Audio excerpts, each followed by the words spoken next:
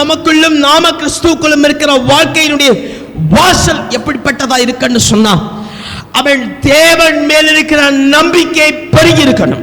இயேசு இரட்சகர், இயேசு வழி என்பதை குறித்து இயேசு எல்லாவற்றையும் செய்வார் என்று சொல்லுகிற விசுவாசம் பெருகி இருக்கணும். அல்லேலூயா. என்ன சொல்லலாம் பாஸ்டர், இந்த இயேசு மேல இருக்கிற விசுவாசம் எங்களுக்கு உண்டு, இயேசு உங்களுக்கு யாவற்றையும் செய்கிற வாழ்க்கை, அவன் இயேசு எங்களுக்கு யாவற்றையும் செய்வார் என்று சொல்லப்படுகிற விசுவாசமான காரியம் வாழ்க்கையில உண்டு என்று சொல்லி நீங்கள் அவன் சொல்லலாம். நான் கேட்கிறேன், அவன் ஒரு மனுஷனுக்கான விசுவாசத்தின் ரட்சிப்பை ஆண்டவர் கொடுத்தது உண்மை என்று சொன்னான்.